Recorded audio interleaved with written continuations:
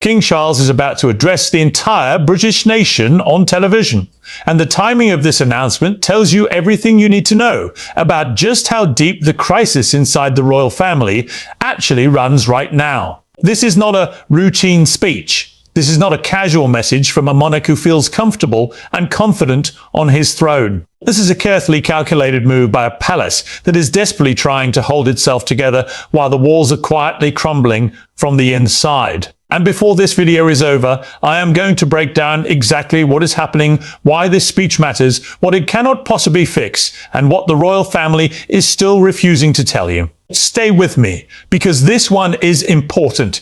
King Charles will address the British nation and the Commonwealth this month in what is being described as a landmark speech. The date chosen is April the 21st, which would have been Queen Elizabeth II's 100th birthday. The palace has framed this as a celebration of her life, her legacy, her dedication to duty and service. Charles and Queen Camilla will host a special reception at Buckingham Palace, bringing together dozens of representatives from organizations and charities that held a deep connection to the late Queen. We are told that Charles spent months personally handpicking the guest list from hundreds of patronages that Queen Elizabeth had throughout her remarkable life. Senior members of the royal family are expected to attend: William and Catherine, Princess Anne, Edward and Sophie. The speech itself will be a personal, emotional tribute from a son to his mother. And on the surface, that sounds entirely reasonable. It sounds dignified. It sounds appropriate. But here is where I need to be completely honest with you, because nobody else is going to say this clearly. This speech, as touching as it may be, is not just a tribute. It is a strategy. It is the palace attempting to wrap the image of King Charles inside the golden legacy of Queen Elizabeth II at the exact moment when his own reign is facing questions that are not going away. The palace knows that the public loved Queen Elizabeth. The palace knows that nostalgia for her reign is powerful, particularly among older generations who remember the stability and grace she represented. And so, the decision to schedule this address on her 100th birthday is not a coincidence. It is a deliberate attempt to borrow her light, to transfer some of that warmth and trust onto a monarchy that is currently struggling to hold public confidence. That is the honest reality of what this speech is, and the British public deserves to hear that truth. Now let us talk about Charles himself, because the mainstream media in this country is not giving you the full picture. King Charles is seriously ill. His cancer has been described by people close to the situation as terminal. He is currently in Scotland, and the reason he is in Scotland is not simply because he prefers the fresh air. He is there because he is undergoing treatment, brutal, exhausting treatment for a condition that is not improving. That treatment is being paused so that he can travel to London to deliver this television address and then travel to the United States for a state visit. Think about what that means. A man who is gravely ill is pushing through the kind of schedule that would exhaust a perfectly healthy person. His own biographer has revealed publicly that Charles has been observed almost falling asleep while standing up during official engagements. Not sitting down, standing up, at public events, and yet the palace continues to present this image of a working monarch who is fully in control and fully engaged. That gap between the image being presented and the reality on the ground is where the trust problem begins. I want to be clear that I have enormous compassion for King Charles as a human being. He is a man in his late 70s facing a terminal illness, while simultaneously trying to fulfill one of the most demanding and scrutinized roles in the world. That deserves acknowledgement. That deserves genuine respect. The compassion for Charles the man does not mean we should stay silent about the communication failures of Charles the monarch, because there is an elephant in the room that this television address is not going to address. And that elephant is the full scale of the crisis the royal family is currently navigating: the police investigations surrounding Prince Andrew, the disappearing act of Sarah Ferguson, the ongoing tension with Prince Harry and Meghan, and the growing Republican sentiment in the country. The speech will not touch any of this. It will be warm, it will be emotional, it will be beautifully produced, and it will leave every single difficult question completely unanswered. Let us talk about Andrew, because this situation is far more serious than the palace wants to admit. Prince Andrew, formerly the Duke of York, is currently under police investigation. And yet we are seeing a coordinated effort from within the royal family's inner circle to soften public opinion toward him. Reports emerged that Prince Edward visited Andrew over the Easter weekend. Sources were briefed to major newspapers about this visit, with messaging designed to generate sympathy, suggestions that Andrew's mental health is suffering, that he is in a fragile state, that his family feels for him even while condemning his behavior. And I have to ask directly, why is this the priority right now? Why is valuable media space being used to make the public feel sorry for a man who is actively under police investigation? What exactly is the goal here? Prince William is reportedly furious about this strategy, and rightly so. William understands something fundamental that seems to be lost on others inside the palace. Public trust, once broken, is extraordinarily difficult to rebuild. Every time the palace invests energy into rehabilitating Andrew's image, it costs the monarchy credibility with the very people whose support it needs to survive. The British public is not asking whether Andrew feels sad or isolated. The British public is asking whether there will be justice. Those are two very different conversations, and the palace keeps trying to have the first one when the public demands the second. And then there is the statement made by Prince Edward earlier this year that stopped many people in their tracks. Speaking publicly about the Epstein scandal and its impact on the royal family, Edward made comments that many interpreted as positioning Andrew as one of the victims in the entire affair. He spoke about the importance of remembering the victims, and then raised the question of who exactly the victims are in all of this. That framing, the idea that Andrew himself might be understood as a victim, was remarkable.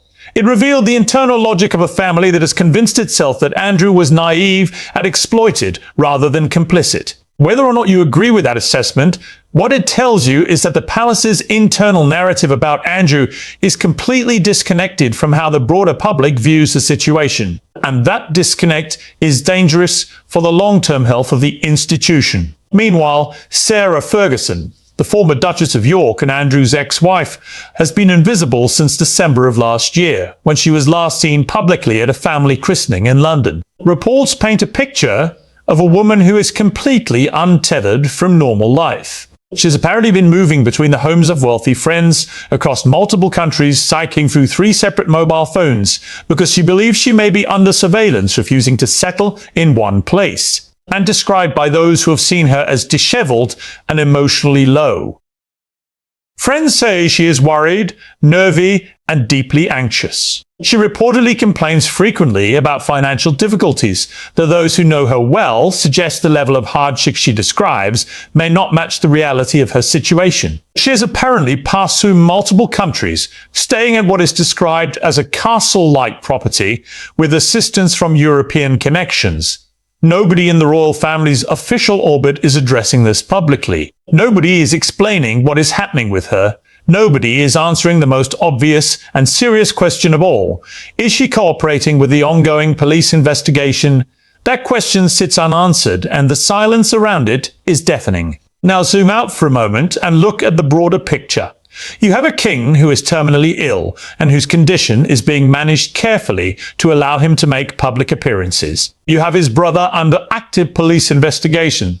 You have his brother's former wife effectively in hiding, switching phones and crossing borders. You have a growing Republican movement. You have a Prince of Wales who is increasingly at odds with the palace strategy and who privately believes much tougher decisions need to be made, including removing Andrew Beatrice and Eugenie from the line of succession entirely, and taking far firmer action on multiple fronts.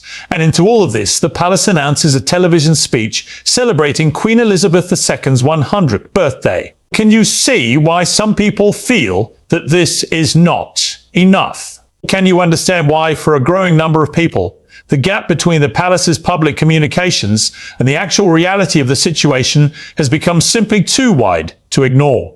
The nostalgia strategy has a limited shelf life. The generation that has the deepest emotional connection to Queen Elizabeth, that lived through her entire reign, that remembers the post-war world she helped hold together through the sheer force of her consistency and dignity. That generation is aging. The younger generation has a very different relationship with the monarchy.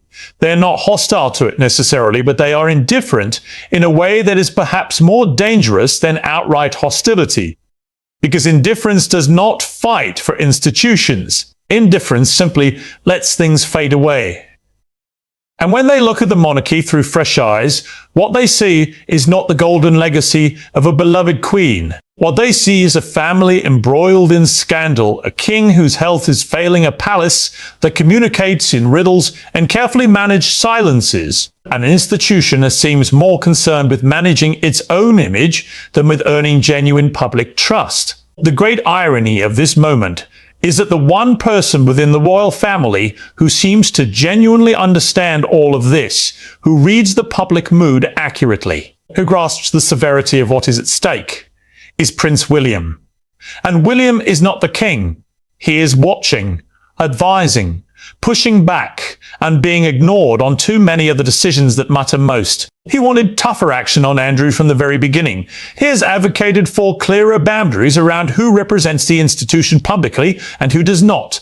He has pushed for a more transparent and honest approach to the monarchy's difficulties. And time and again, those instincts have been overruled or delayed or softened by a palace culture that is deeply resistant to the kind of sharp, decisive action that the situation demands. Let me be clear about what a genuinely effective response from the palace would look like right now.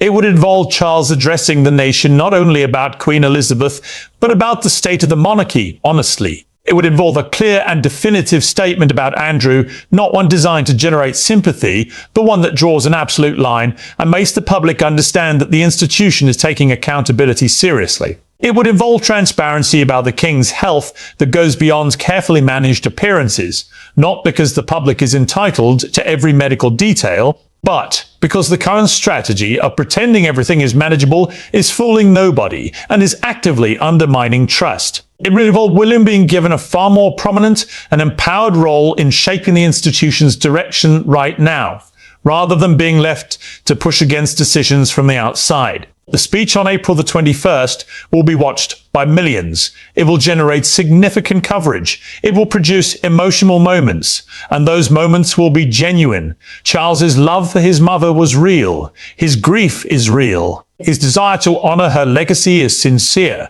None of that is in question, but sincerity alone cannot save an institution that is facing structural trust problems of this magnitude. A beautiful tribute to a beloved queen cannot answer the questions that millions of people are actually asking about the current state of the royal family. It can create a moment of warmth. It can generate positive headlines through a news cycle. But when the cameras turn off and the reception at Buckingham Palace ends and the guests go home, every single one of the unresolved problems will still be exactly where they were. The police investigation will still be ongoing. Andrew's situation will remain unresolved. The questions about Sarah Ferguson will remain unanswered. The tensions with Harry and Meghan will still be simmering, and the King will return to Scotland to resume treatment for a terminal illness that the palace continues to discuss only in the most carefully controlled terms. The British monarchy has survived extraordinary challenges across its long history. It has survived wars and constitutional crises and abdications and scandals that once seemed utterly devastating. Its survival has never been guaranteed, but it has always found ways to adapt, to renew itself, to reconnect with the public at moments when the connection had frayed. But those renewals always required honest reckoning. They required the institution to look clearly at what had gone wrong and to make changes that were visible and meaningful, not just cosmetic. A pre-recorded address, however emotionally powerful, however beautifully crafted, does not constitute that kind of reckoning. What this moment requires is courage. The courage to be transparent about the King's health in a way that treats the public as adults. The courage to draw an absolute and unambiguous line on Andrew that is not softened by sympathy campaigns and carefully placed stories about family dinners. The courage to empower the next generation of leadership within the family to take a more visible and active role in protecting the institution's future. The courage to engage honestly with the Republican sentiment that is growing in the country, not to capitulate to it, but to address it with real arguments and real accountability rather than hoping nostalgia will be enough to hold it at bay. Because here is the truth. The people of Britain, whatever their views on the monarchy, are not unreasonable. They understand that institutions go through difficult periods, and they understand that families are complicated. They understand that a king facing terminal cancer is not operating under normal circumstances. What they cannot accept, what they will not quietly accept indefinitely, is being managed, being given carefully constructed narratives that address none of their real concerns, being offered emotional moments as a substitute for honest answers. The Palace's current strategy treats the British public as an audience to be handled, rather than as citizens who deserve transparency. And that is the fundamental mistake that a television speech celebrating Queen Elizabeth's 100th birthday, however moving it may be, cannot correct. Queen Elizabeth II understood this instinctively. Her genius as a monarch was not just her longevity, or her discipline, or her dedication to duty, as remarkable as all of those qualities were. It was her ability to make the British public feel that she was genuinely accountable to them, that the crown existed in service of the people, not above them. That relationship of trust was built over decades of extraordinary consistency.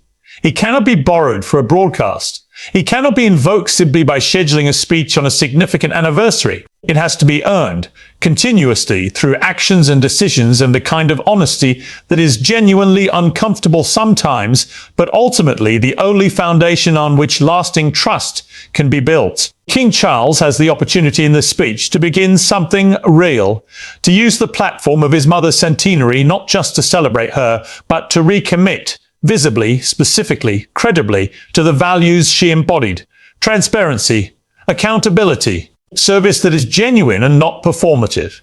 If he uses this moment only to bask in her legacy without addressing the serious questions surrounding his own reign, it will be remembered as a missed opportunity of historic proportions. If he finds the courage to do something bolder, something more honest, something that acknowledges the gravity of the current moment rather than sidestepping it, then perhaps this speech could be the beginning of a genuine reset. The question is whether the people around him will allow that to happen. And on the evidence available right now, the answer to that question is far from certain. The royal family is at a crossroads. The choices made in the coming weeks and months will shape the institution for a generation. A beautiful speech is not enough. The time for managed silences and careful image strategies is over. What is needed now is honesty, accountability, and the kind of leadership that does not flinch from difficult truths. The British public is watching, and they deserve better than what they are currently being given. If you found this video valuable and you want to stay ahead of the stories that the mainstream media is not telling you fully, hit subscribe right now and turn on the notification bell so you never miss a video. Drop a like if this gave you something to think about. It genuinely helps more people find this content. And share this video with someone who needs to hear the full picture on what is happening with the royal family right now. Your support keeps this channel completely independent, and that independence is everything when it comes to telling you the truth without filters. Do you believe King Charles should address his terminal cancer diagnosis and the police investigation surrounding Prince Andrew directly in his televised speech? Or do you think the monarchy is right to keep those matters private and separate from a tribute to Queen Elizabeth? Tell me exactly where you stand and why. I read every single comment.